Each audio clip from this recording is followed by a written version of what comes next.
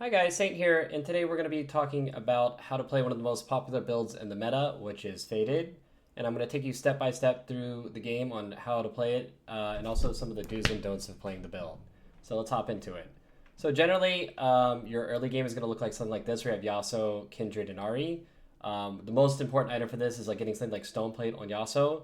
I would argue tank items on Yasuo is more important than hitting backline items for your early mid game. So if you can get a stone plate like really early game, like out the first carousel, knock yourself out and go for it. And then usually you're gonna be item holding Ari or like maybe like a random like a Lux or something like that, so you don't have to transfer the items over. If you do end up putting items like let's say you have like uh, Rage Blade on your Ari, that's gonna go into your Aphelios later. Then you need to make sure that you're holding like an Ari on the bench that you can have to replace this Ari and transfer the items over later. So this is going to be, kind of your early game. And then as you get into stage 3, you're kind of want to be like ramping up, like picking up maybe like behemoths and stuff. Even if you don't have synergies for this, it's like fine. You could be playing like Caitlyn plus Shen, because Shen is going to go really good with your Thresh when you find them. And then once you find all 5 of the faded units, so like let's say you find Aphelios, you're going to be like, boom, you're probably going to get rid of this, and then you'll probably play like Thresh, right? Same thing, like you kind of want to hold spare Yasuos on the bench because eventually you're going to transfer this Stone Plate over to Thresh once you do end up finding like Thresh 2, but don't transfer the items over until you have Thresh 2. Like Yasuo 2 is way better than Thresh 1, so don't transfer items over until then.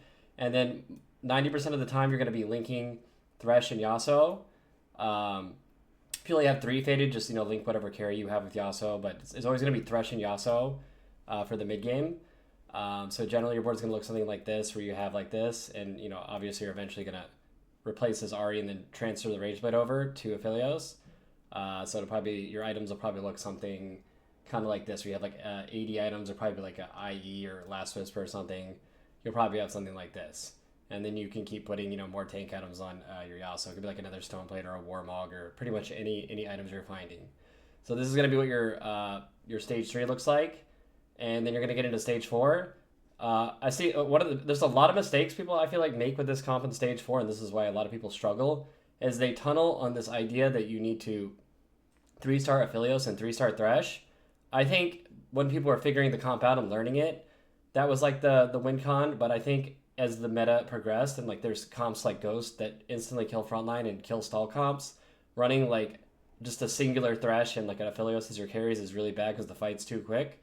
So I would say 95% of the time it's better to just level aggressively, and we're going to talk about that. So don't roll for Thresh and Aphelios. You're sometimes like a lot of you'll go level 7 on like 3-5 or 4-1, and you can roll for like Aphelios 2, Thresh 2. Like that's completely fine. You can roll down to like 30 cold. Like let's say you have like an Aphelios pair, like a Thresh pair, and you're going level 7 like as you get into stage 4 to hit Thresh 2, Aphelios 2. And you roll to 30 gold. That's completely fine. But most of the time, it's going to be better to go level 8 on 4-2, and or even 4-5 sometimes, depending if you rolled for the Aphelios.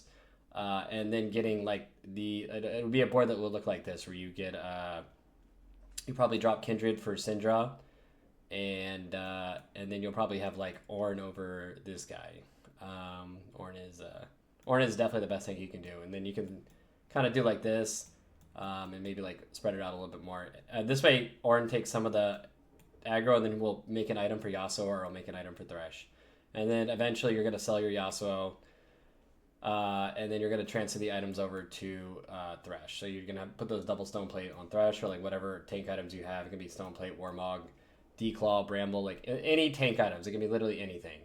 And then so the main key power of this comp, and like the whole theme of like why it's good, is you want to be stalling. So like you're looking for stalling items. Like Rage Blade is an item that ramps up for stall, and then you want items like Archangels on your Syndra. Archangels is very important.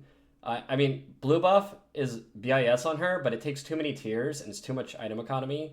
So 90% of the time, you're just gonna have like a Sojin, or you're gonna have like an adaptive crown, and if you can get blue buff, great, but like don't tunnel it. Like blue buff is great, but it's not gonna be. It's not like the end all be all. So like don't tunnel it.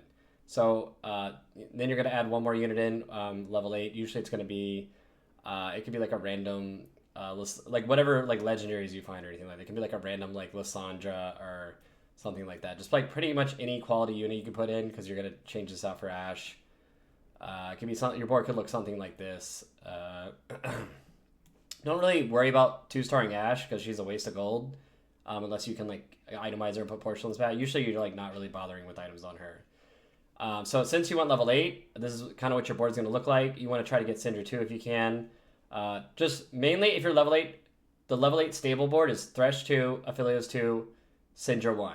Then that will generally make you stable enough to go 9. So let's say you go level 8 on 4-2 or 4-5, you roll to like 20 gold or 10 gold, you hit that kind of board, then you should just be saving all your money to go level 9 in stage 5. Like usually around like 5-2, maybe even like a little later than that.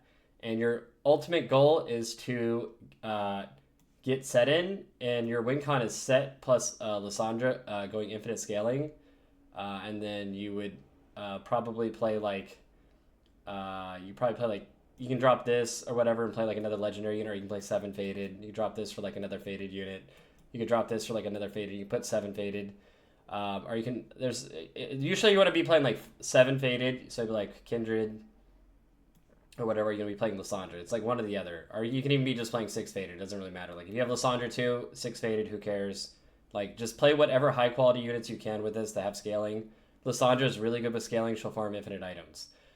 This comp is way, way, way more powerful if you can get Faded Spat. I almost always put Faded Spat on Lissandra or Ornn. Lissandra is really powerful with Faded Spat because later in the game, you're going to be linking Set and Thresh. Like if you have Set, always link Set and Thresh, because Set gives a bajillion lifesteal. His Faded bonus is Omnivamp. It's 15%, which gets tripled. And then Thresh gets tank stats. So if you put Lissandra on the front line, it generates mana for her.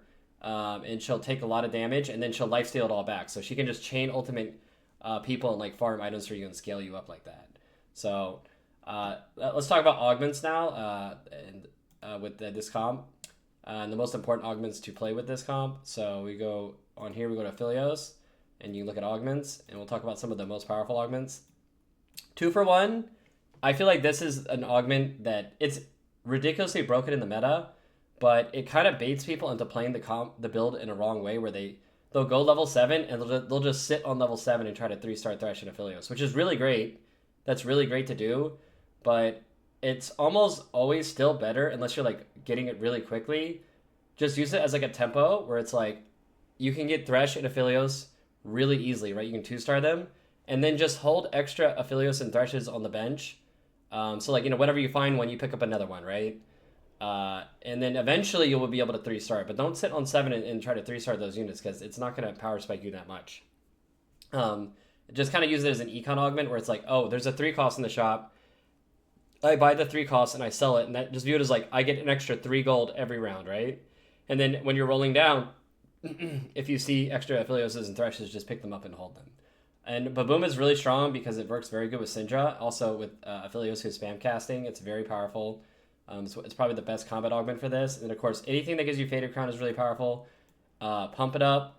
And then there's another one that is really good. I would say, Scoreboard Scrapper isn't really on here, but it's actually really strong if you play it properly, if you like play it from a lose streak. So the main ones you're going to want to look out for are 2 for 1, Pump It Up, and things that give you Ascension. Ascension is really good too in this comp because you're stalling out. Like that could be Ascension from a support item or Ascension from the augment. So I hope that kind of gives you guys a breakdown on like how to win out with this comp. Just remember your late game win con is almost always Set getting items after he's scaled, and Lissandra farming 1,000,000 items. And Faded Spat is like the most important item in this build. So hope you guys learned a lot, and I'll try to make some more of these comps as the week progresses. Thank you.